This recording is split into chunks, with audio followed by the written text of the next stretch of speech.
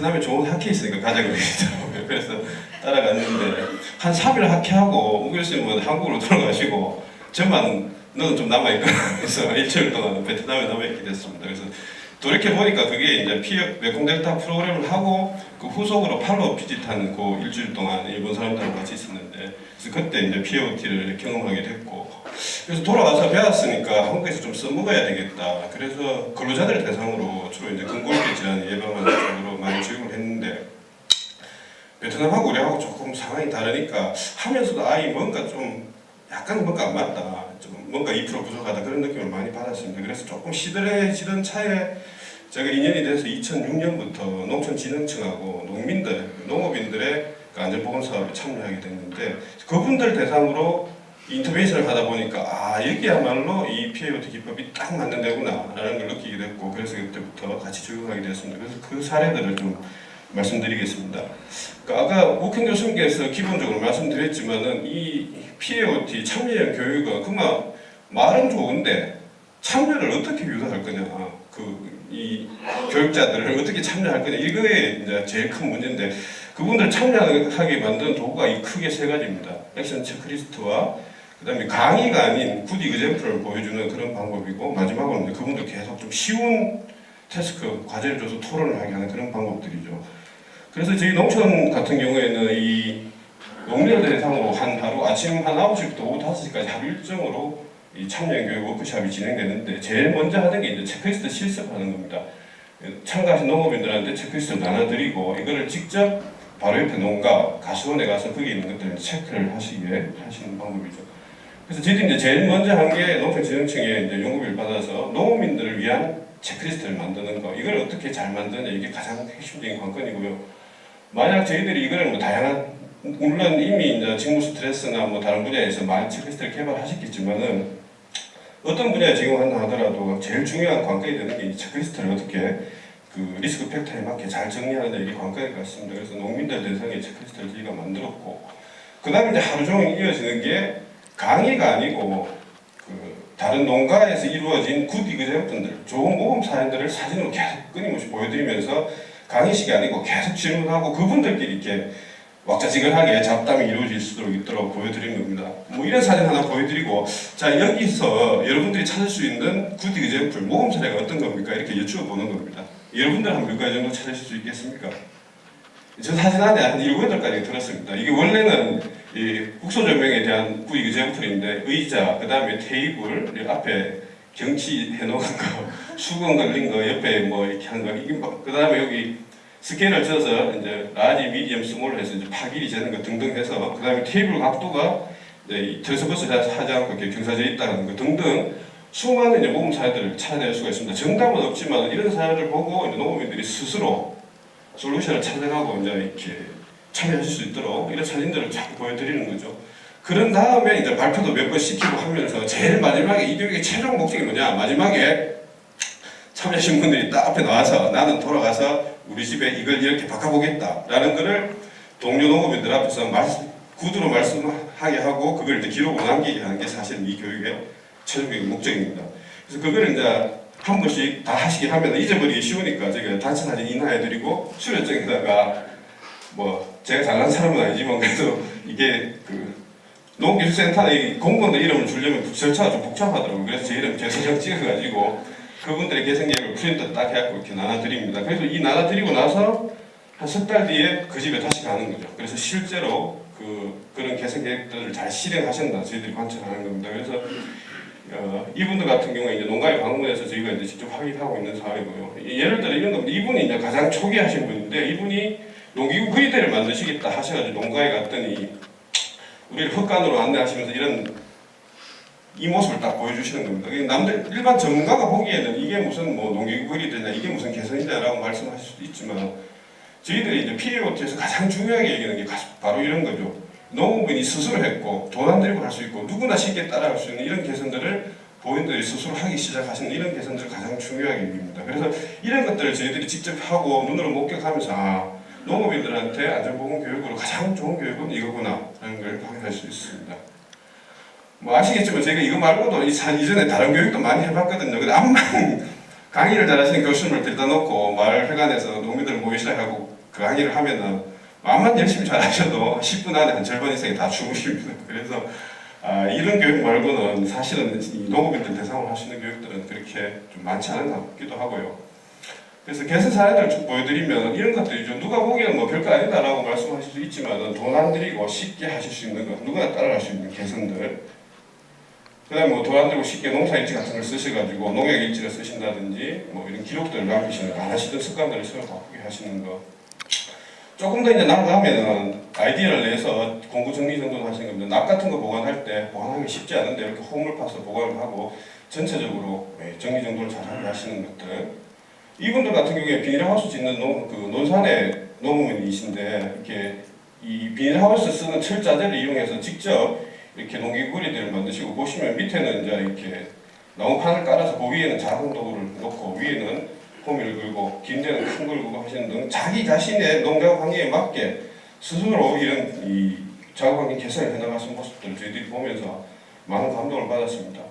이분은 경주의 농업인이신데 이분 표현에 의하면 노는 기둥을 이용해서 연장을 정리하시겠다 그랬습니다. 그래서 이런 노는 기둥에다가 못을 박아가지고 큰 데는 이제 삭 같은 거 걸고 작은 데는 벤치나 드라이브 같은 거 이렇게 거셔가지고 정리를 하신 거죠.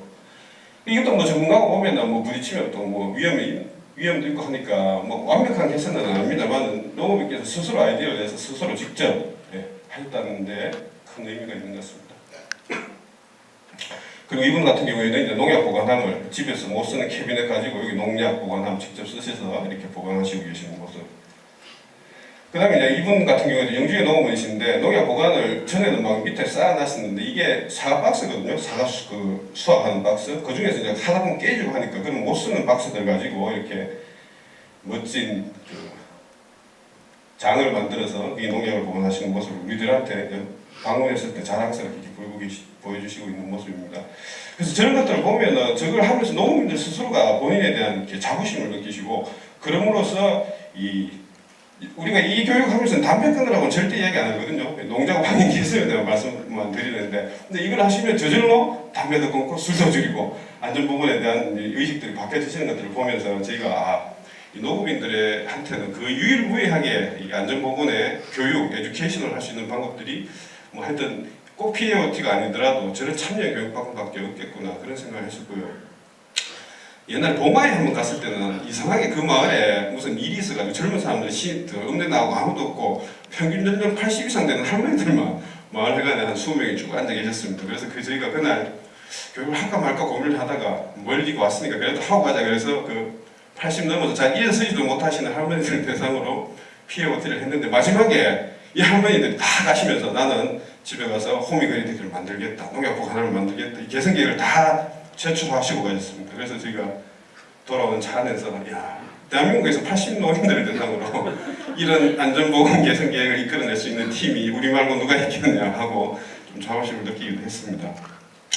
그래서 한 10년 가까이 했는데 이게 PAOT가 다 하려는데 좀 힘이 듭니다. 하루 종일 해야 되고 이렇게 좀 아까 윤진아 교수 말씀하신 것처럼 좀 망가져야 되고 농민들 교육을 재미있게 하기 위해서 그래서 에너지가 많이 드는데 실제로 이제 아웃컴 그러면 이런 참여형 교육을 해서 제대로 진짜 농업인들의 안전보건 상태가 좋아졌느냐 또는 우리가 뭐 학술 페이퍼라도 낼 수 있느냐 이런 고민들을 좀 많이 했었습니다. 근데 10년 가까이 하면서도 좀 쉽지 않았는데 그래서 작년에 최근 한번 좀 정리를 해봤습니다. 농작 안전모델 시범 사업이라고 농촌 지자체에서 하는 사업이 있는데 그 중에서 한 9년 가까이 한 경상북도 마을만 한 600명 농업인들을 대상으로 해서 그게 이제 그 중에 PAOT에 참여한 농업인이 한 3분의 1 되고 참여 안 하신 농업인이 한 3분의 2 되는데 그 두 분들의 안전보건 지표 변화를 좀 비교하면은 그래도 참여 교육의 효과를 볼 수 있지 않겠느냐. 그래서 PAOT에 전체 한 600명 되시는 8개 시범마을 농업인들 중에서 PAOT 참여하신 농업인 그리고 이런저런 이유로 참여 안 하시지 않은 농업인들을 사업 전후에 지표들을 좀 비교해봤습니다. 그래서 참여하신 농업인들 한 200여 명의 개선 계획을 잠깐 보여드리면 액션 체크리스트 아이템은 그대로 정리한 건데요. 크게 한 6가지 카테고리로 되어 있습니다. 농작물 운반과 보관, 농작대와 작업대와 연장도구, 농기계 안전, 그 다음에 물리화학적 환경, 휴식과 일의 분담, 기초안전관리 이렇게 되어 있고 30개 항목으로 되어 있는데요. 그래서 이런 아이템에 따라서 농업인들이 교육을 받고 개선 계획을 제출하시는데 제일 많이 제출하신 게 두 번째로 많이 제출하신 게 연장도구 정리정돈.